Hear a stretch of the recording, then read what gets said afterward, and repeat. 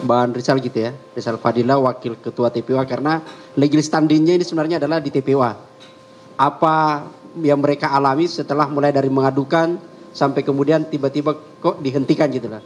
Saya persilakan kepada saya.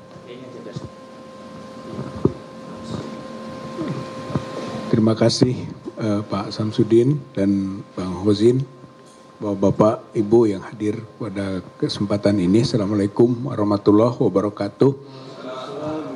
Dari tim pembela ulama dan aktivis perlu dijelaskan bahwa pengaduan masyarakat yang disampaikan pada tanggal 9 Desember 2024 itu ditandatangani di samping oleh Prof. Egy Sujana, juga oleh Pak Medi Juniarto, saya sendiri, kemudian Pak Rustam Effendi. Pak Dome enggak nanda tangan. Saya kira kita berempat yang menandatangani sebagai pengaduan masyarakat tanggal 9. Kemudian tanggal 9 April 2025 baru ada laporan informasi dari Bareskrim, dan 10 April keluarlah surat perintah penyelidikan. Dan tanggal 22 Mei 2025 telah diumumkan dan pengumumannya dihentikan.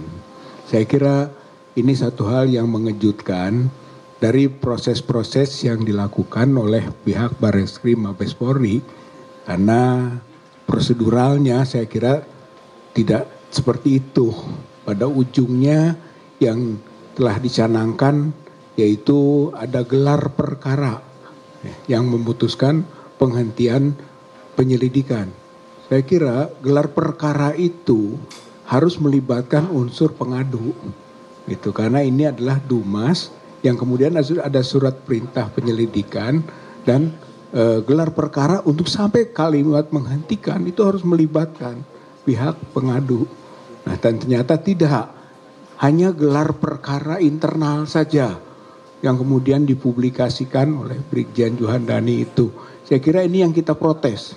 Yang pihak tadi kuasa hukum atau tim advokasi anti kriminalisasi akademisi dan aktivis, kita semua sudah menyampaikan pernyataan seperti tadi, protes gitu.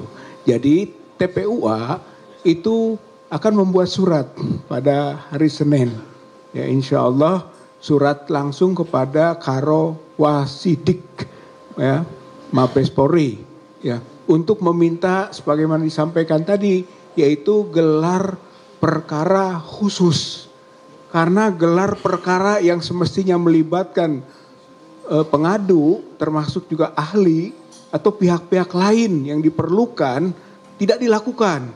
Oleh karena itu TPUA memohon, meminta, mendesak pihak kepolisian Mabes Polri untuk melakukan gelar perkara khusus sebagaimana tadi telah disampaikan sesuai dengan Perkap Polri nomor 6 tahun 2019, ya, tadi disampaikan oleh tim kuasa hukum, ya, pasal 3133 sebagaimana itu. Saya kira kita berbasis hukum. Jadi permohonan ini memiliki landasan hukum yang kuat. Mudah-mudahan harapannya itu bisa direalisasikan. Walaupun ditujukan kepada Karo Wasidik, tapi tembusannya kepada Presiden, tembusannya kepada pimpinan DPR, tembusannya kepada Kejaksaan Agung, tembusannya kepada Bareskrim, kepada Irwasum, dan tentu saja kepada tim advokasi. Artinya terpublikasi secara luas, karena ini TPUA mengadukan ke pihak Bareskrim atas dugaan ijazah palsunya Joko Widodo, bukan kepentingan TPUA, bukan kepentingan kelompok atau personal tertentu, tapi ini kepentingan umum, gitu. Ini kepentingan masyarakat banyak, kepenasaran publik yang ingin kita sampaikan aspirasinya. Oleh karena itu kita kembalikan lagi sekarang kepada masyarakat, kepada rakyat, kepada publik tentang pertanggungjawaban dari pihak TPUA sendiri, dan tentu saja kita tuntut pertanggungjawaban dari pihak Bareskrim Mabes Polri untuk menuntaskan kasus ini, karena ini adalah kasus yang telah menarik perhatian masyarakat sebagaimana yang disebutkan tadi dalam aturan Perkapolri itu. Jadi intinya hari Senin insya Allah ya TPUA yang akan bersama-sama dengan tim advokasi anti kriminalisasi akademisi dan aktivis akan bareng-bareng kembali ke Barreskrim Mabes Polri untuk menyampaikan semacam nota protes sekaligus mendesak agar pihak kepolisian khususnya Mabes Polri segera menggelar yang disebut gelar perkara khusus karena ini menyangkut perhatian publik ya, belum selesai masalah ijazah palsu yang diduga kuat itu belum selesai, apalagi dibangun framing seolah-olah ijazahnya sudah asli, padahal yang diperiksa juga adalah soal identik dan non identik. Identik tidak sama dengan otentik. Tidak bisa dikualifikasi, di framing menjadi asli. Belum terbukti bahwa dugaan ijazah palsu Jokowi asli. Belum.